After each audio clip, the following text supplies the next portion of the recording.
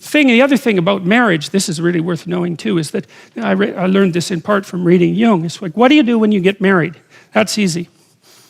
You take someone who's just as useless and horrible as you are, and then you shackle yourself to them. And then you say, we're not running away, no matter what happens. Yeah, well, that's perfect, because then you don't get to run away. And the thing is like, if you can run away, you can't tell each other the truth. Because if you tell someone the truth about you and they don't run away, they weren't listening. And so if you don't have someone around that can't run away, then you can't tell them the truth.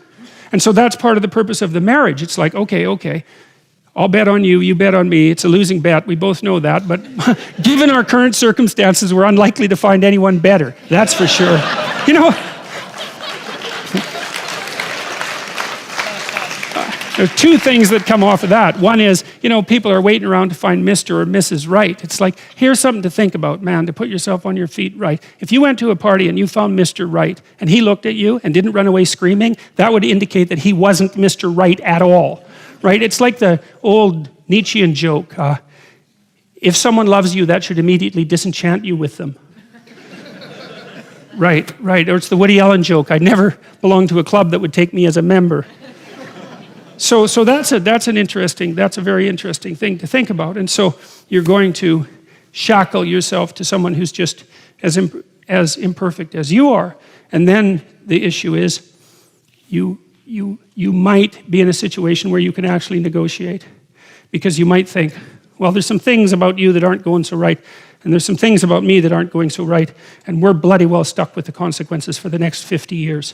So we can either straighten this out, or we can suffer through it for the next 5 decades. And you know, people are of the sort that without that degree of seriousness, those problems will not be solved. You'll leave things unnamed, because there's always an out. It's like, and it's the same thing when you're living together with someone. You know that people who live together before they're married are more likely to get divorced, not less likely. And the reason for that is, what exactly are you saying to one another when you live with each other? Just think about it. Well, for now, you're better than anything else I can trick. But I'd like to reserve the right to trade you in.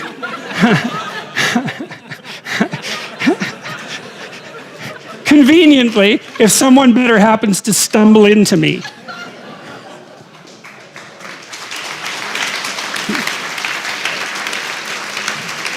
Well, how could someone not be insulted to their core by an offer like that? Now, they're willing to play along with it because they're going to do the same thing with you. Now, well, that's exactly it. It's like, yeah, I know you're not going to commit to me, so that means you don't value me or our relationship above everything else. But as long as I get to escape if I need to, then I'm willing to put up with that. It's like, that's a hell of a thing. I mean, you might think, how stupid is it to shackle yourself to someone? It's like, it's stupid, man. There's no doubt about that. But compared to the alternatives, it's pretty damn good. Because without that shackling, there are things you will never, ever learn, because you'll avoid them. You can always leave. And if you can leave, then you don't have to tell each other the truth. It's as simple as that, because you can just leave. And then you don't have anyone you can tell the truth to.